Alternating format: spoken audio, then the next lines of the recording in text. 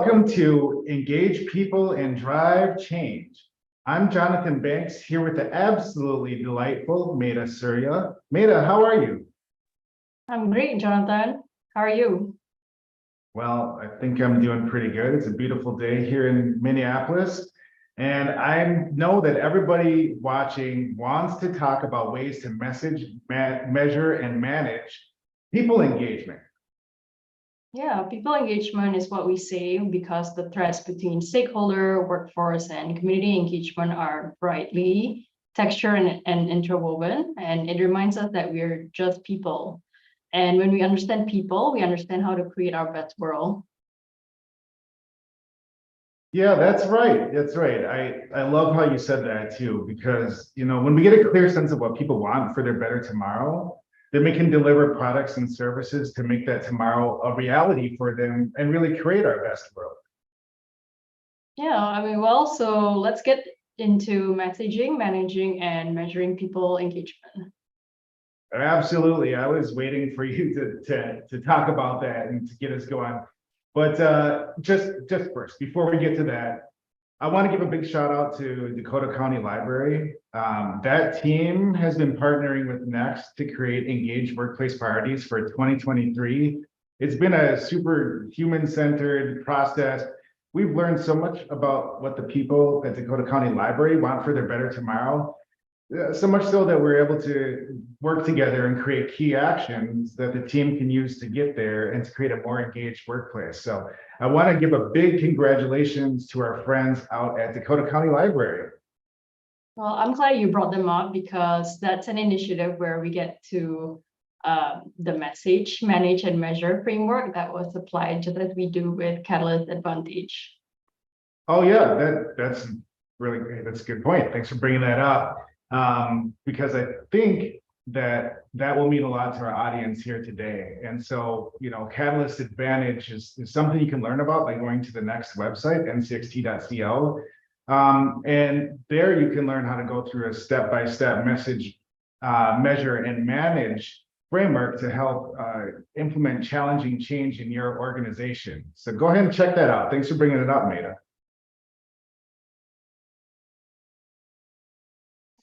Okay, let's get back on track. Yeah, let's do it. Let's do it. So let's get back on track for sure. Let's start talking about messaging, managing, and measuring people engagement. Yeah, so how do you do that? Well, one of the most useful tools we found in doing it is environment, social, and governance, otherwise called ESG. Yeah, I'm familiar with that, but how does that help? Yeah, I think that's a question that a lot of people ask is how does ESG even relate to people engagement? Why would we go down this route? And why wouldn't we do some other things that people are more, familiar with, like trainings and things of that nature? And in our experience, I think in the experience of the folks that we've worked with, ESG is just hugely powerful, especially when we're talking about people engagement. Some of those social aspects mean a lot of ESG. And so one factor that we talk about a lot here at Next and we talk about with partners that we work with is the ESG factor around diversity and diversity at all levels of the organization, ethnic, racial, gender diversity at all levels, and how that can help with people engagement and actually show how we're achieving people engagement in an organization. Yeah, there's also the other ESG factor, retention amongst people of color and women. It's, really the most difficult at the moment. Yeah, I've seen that too. And a lot of times especially during times we saw this during the layoffs that are happening right now. The folks who, are losing their positions most frequently are people of color and women. And so that's really a big measurement to track and to pay attention to, and pulls right into that ESG factor. So I'm just thinking about for you and our conversation and all the audience here today, what's some ways that we can message, manage, and measure these ESG factors? Like, diversity at all levels. What do you think about that, Maida? Yeah, I think for that, I mean, we want to communicate clear and specific goals around diversity, whether it's within the leadership team, within the organization. So, I mean, even if diversity is not a current strength at your organization, your employees want to know that their company has a vision and a goal and is actively working towards achieving it. And in the same manner, ensure communication around diversity is transparent. So like everybody preaches transparency in communications, but it is an even more important trait when we talk about diversity. So, really communication is key, and continuing those communicating, I mean, your goals around diversity through meetings, emails, and work boards, and celebrate your company's accomplishments and meet any weaknesses, and clearly articulate challenges and communicate a plan for improvement. Basically, it's really how you want to message diversity at all levels. So, I mean, this is really encompassing not just, people would say like, oh, we can communicate that, like we just have to put something out, but you really want to be able to ensure that the message gets out there. Your employees understand that your leadership is on board and that they have specific goals around diversity and kind of expanding that further, right? So having that constant communication and messaging around it is really key. I like the way that you brought that out, because we oftentimes hear, folks talking about how important diversity is. Sometimes we hear even down to diversity of thought, and this diversity of thought is important, and I think, in the United States, we know that there's a lot of things that impact the way that people think based on their identities, right? And what we inherit from the environments around us. And so here, at least in the United States, I know it's different in places around the world, really looking at diversity amongst gender, ethnic, racial backgrounds is important. And that's what ESG measures in terms of diversity. It's not measuring diversity of thought, but it's actually measuring those characteristics that I just talked about, those characteristics of identity. And one thing that you mentioned, I thought was kind of pulled all this together too, and that's that, in this message, measure, manage framework, they're not three activities that are disconnected from each other. Like, so much about messaging diversity has to do with measuring it too. And I've seen folks that we work with through Catalyst Advantage who are working on measuring diversity and getting to that data. It's been really interesting to see how sometimes it's pretty readily accessible. Yeah, which then, when you have that measurement, then you communicate what that measurement is as well, right? So I'm really glad you pointed out around the diversity of thought thing, and that's why I kind of smirk a little bit, because I think sometimes people would kind of use that to try and like start slow and get people on board with like communication around diversity. But I think that's why it's really important to talk about like specific identities, so that we bring those issues to the forefront and not in a way like mellow out like the issues by saying diversity of thought, because then that just goes back to the status quo and really talking about everybody. So I'm really glad you kind of made that distinction there too. Well, yeah, thanks. That was top of mind. I'm thinking about also, you're in Singapore, right? So yeah, diversity, the concept of diversity where you are is different than where I'm at here in Minneapolis, Minnesota. So tell me a little bit how you think about measuring diversity where you're at. Only the positives, Maida. Oh, okay. Thank you for adding that second line there. I mean, it's really very interesting. I mean,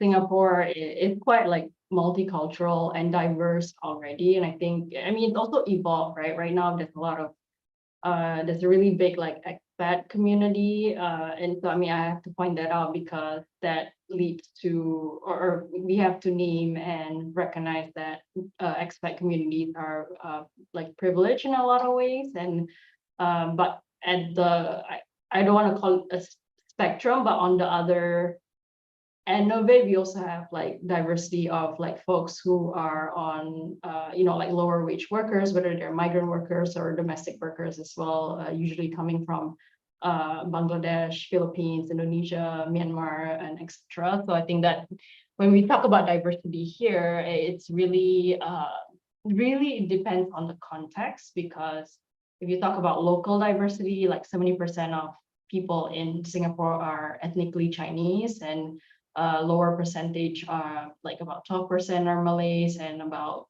7% are Indians or South Asians. And so it gets very like layered and complex as you add on all these layers of like, well, we're talking specifically about local diversity and things of that nature. I mean, it's interesting.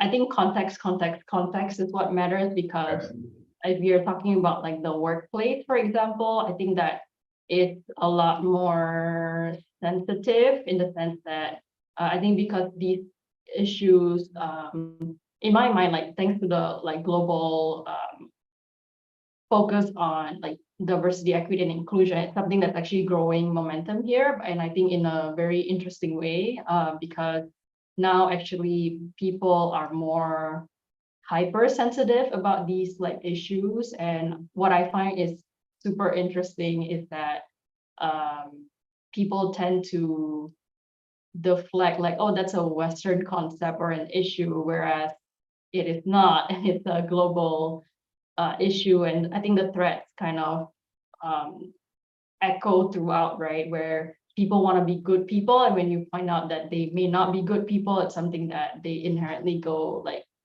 defensive on. So but at the end of the day, I think what we want to achieve through talking about diversity and all of these things and goals is that we want to put issues at the forefront, right? Again, at the end of the day, and there are issues, so I think just recognizing that is the most important piece. And I'll give one more example, like in the different context when we talk about housing.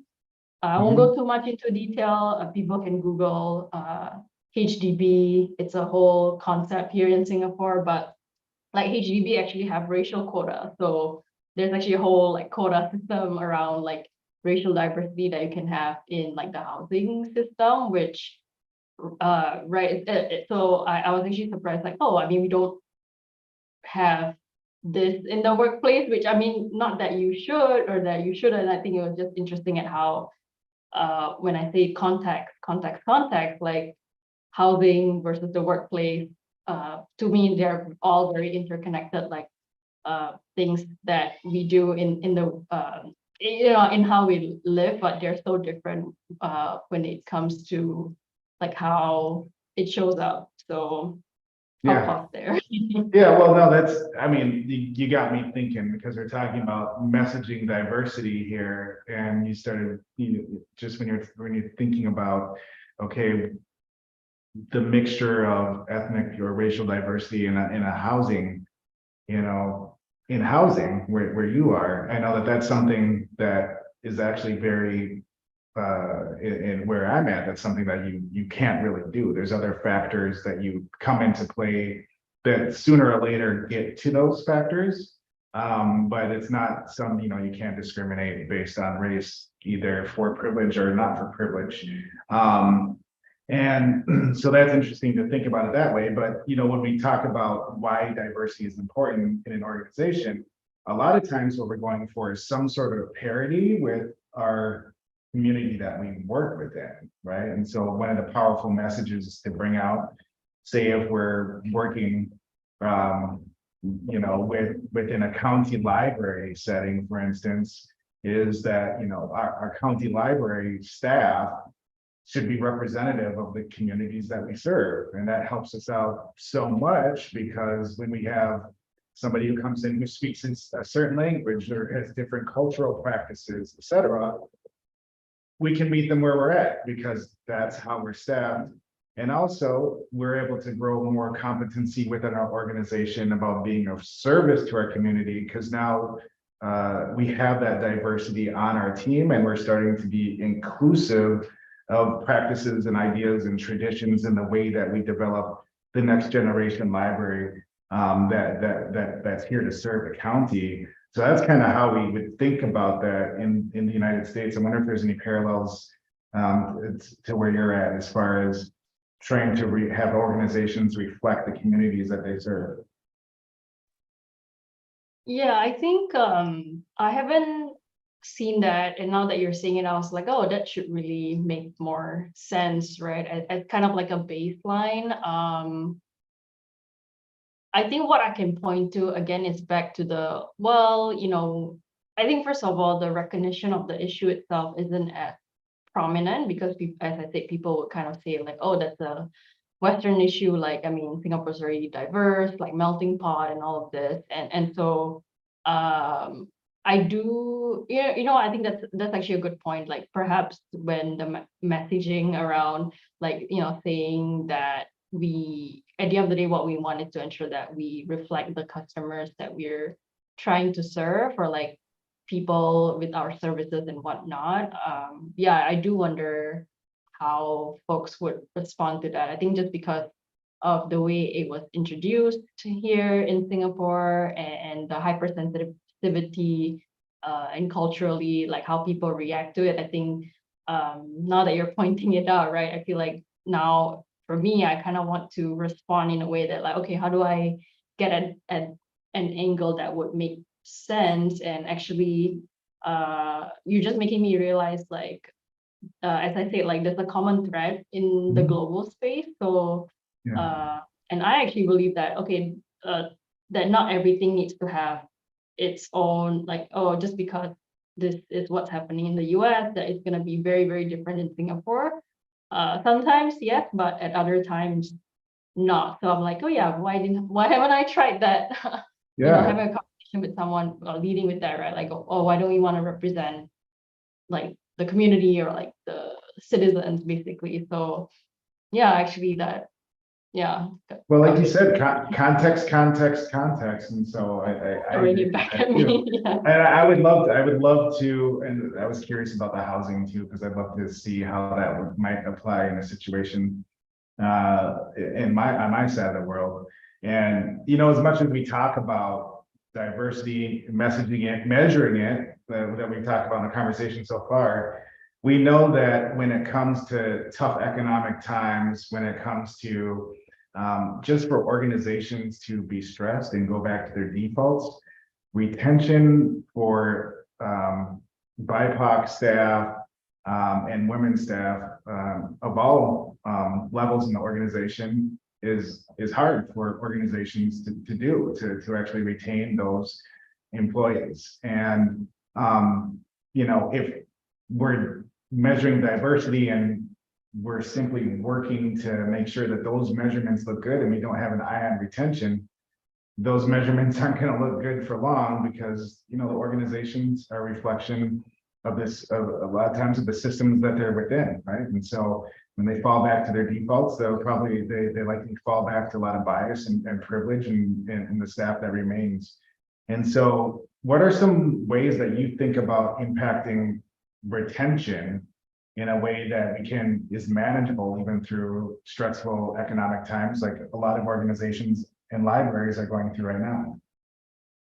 Yeah, I mean, I think one piece of it that we've had conversations about with organizations is being able to like utilize employee resource groups. I mean, these are like structures that are already set up. So, when you use employee resource groups, shorter versions, ERGs, to help and maintain positive changes. I mean, like these groups are, for those who don't know, like voluntary employee-led groups whose aim is to foster a diverse, inclusive workplace aligned with the organizations that they serve. So these groups exist to provide support and create a safe space where employees can bring their whole selves to work.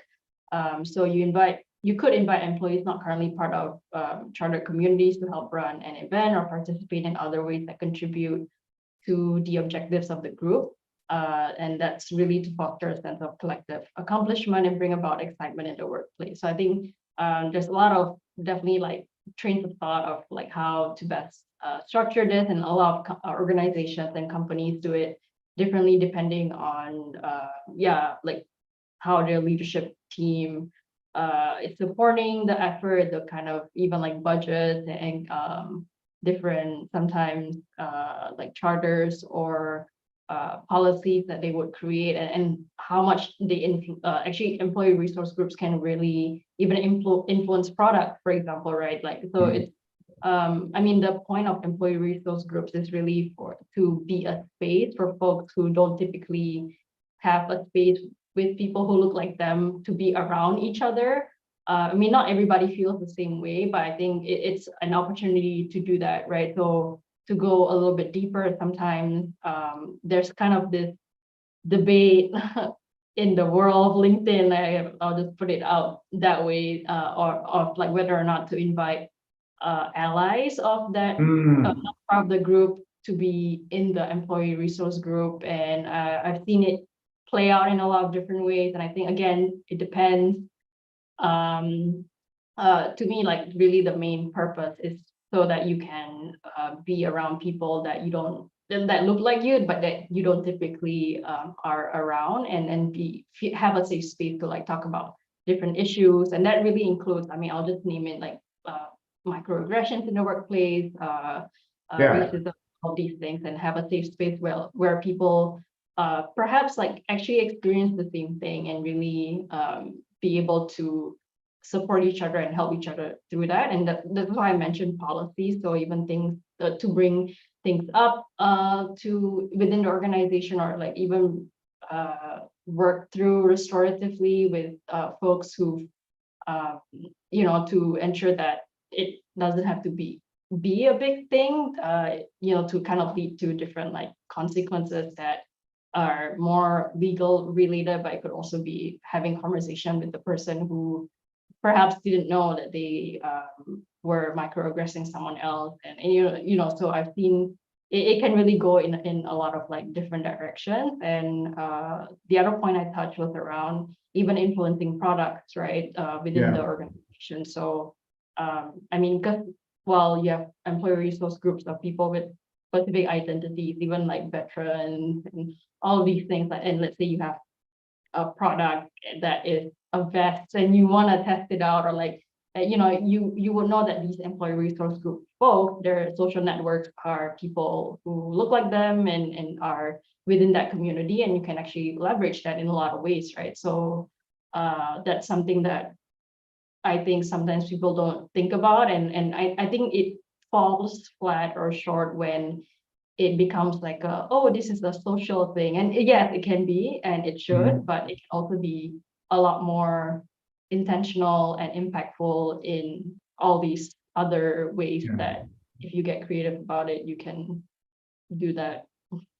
Yeah, and the word that you used about being intentional, I think is the one that is really hitting home for me amongst all the great comments that you just had, Meida, because when I think about the intentionality of resource groups, of ERGs, there's a balance between this management aspect, right? This managing retention aspect about being intentional and making sure that the resource groups are there to keep staff engaged in the workplace, and being firm in that intention. It's, because this is a workplace, right? This isn't outside of the workplace, type of thing, but this is where people come to earn a living and feed their families. And we want to make sure that ERGs are a part of this environment that provides, security and safety. And one of the words that I always think about, you mentioned microaggressions. I think a lot of times ERGs really serve as what should be a microaggression-free zone for disadvantaged or disenfranchised staff and members of your organization, to where when they step out of that, they have thick skin because they're used to a lot of microaggressions day in and day out. But it sure is a relief to be in that ERG where it's pretty much free from them most times. And I think just getting back to this idea about managing retention through the use of, ERGs, again, having that intention about creating a workplace that people want to stick around in, with all the various identities that you have. And you have an ERG where you, like you mentioned, a few things where you can go and, talk about topics in a safe space. Also, one of the things that you mentioned, and I'm considering this in my mind right now, you were talking about contribute to product or, internal research and bring ideas forth because you have this group of shared identities together who may be able to represent a constituency to the benefit of the organization. I think that is, again, the intention is very important there, right? Because yeah, if I'm at work and I'm feeling like I'm contributing to something based on my identity, which is the strength that I bring forward, then that's really amazing. And if my workplace recognizes that, then that's really good on them. Now, if it went the other way around and it's like, we're trying to break into this market, so let's set up an ERG and put all, these folks of various identities together for the purpose of market making, then that might be a little bit different intention. And I think we'd look at that a little bit differently because, that's not gonna make people want to stick around the company too long. That's not gonna make them stick around the library too long. If we know that people are being used, and the only reason why we have an ERG is to, deepen our market reach or something like that. So I love that example. It's interesting. And I think, again, the context is so important about how it's implemented. Yeah, no, I'm so glad that you mentioned that distinction, that no, that shouldn't be like the main purpose. It should be like a nice like add-on or plus, like in terms of the product piece. And that, I think the other piece around that is that we also want to ensure, to basically, well, I have to put this like disclaimer out there. I'm not super 100% on like the whole business case for DEI, but sometimes it can be useful. I mean, but the whole point is that when you have diversity, you have like better innovation. So I kind of just wanted to relate those 2 points together. Which is why I think like it's one of the things that people have said that, and you have ERGs for like the purpose of creating a safe space. And so I think when I mentioned that example around the product, it's kind of like one of those things that people don't really think about, but when you say it out loud, you're like, oh yeah, that makes a lot of sense. So I just wanted to kind of connect those pieces together. Yeah, thanks for pointing that out. So we've been able to talk about measuring and messaging diversity. We talked about managing retention. It's a great way to use ERGs as a benefit for retention is to be so intentional about making that a space for staff where they makes them want to stick around the organization and do their best work there. And it's a vital piece of doing that amongst everything else that you're going to do to manage retention in the organization, being equitable and inclusive in your decision making and communication and all those great things that we'll talk about more in future episodes of Engage People and Drive Change. But with that, I want to issue a challenge to everybody who's watching right now. Yeah, challenge. I mean, this is what we do in Catalyst Advantage. Yeah. Yes, I want to open that up to everybody, right? Because I think that there's such a great way for us to stay engaged between now and when we get together next month. And so, yes, I want to issue a challenge. I want you to go ahead and point your phone at the screen. And I want you to follow this QR code. So point your phone at the screen right now and access this QR code. I'll leave this up here for just a few minutes and we'll put the link in the show notes as well so folks can get to it there. But go ahead and access this QR code. Yes, I am issuing a definite challenge here. I want to make sure that when we get together next month, we'll be able to make some progress on measuring and managing challenging change together. And so we put together a few questions for you to answer out there and a way for you to track your progress over the next month. Go ahead and point your phone at the screen and access that link. And then we will be able to check in with you between now and then, and also have some updates to share with each other next month. Oh, you're putting our viewers to work there. A good consultant helps others do their best work. Yeah, I mean, well, the cool thing about this is that as you go through the month, you can rank yourself, leave a comment, and we'll see that at next here internally and get back to you on that. Yeah, well, that's pretty exciting, Meida, just as today's show was. Thanks for joining me. Yeah, no, for sure. That went by pretty fast. Thanks for asking me all those questions. Got me like super excited to share about at least my context on this side of the world. And yeah, I just want to thank you all for joining us and creating our best world. Thank you, Jonathan. Yeah. Thank you, Meida. Thanks all. See you next month.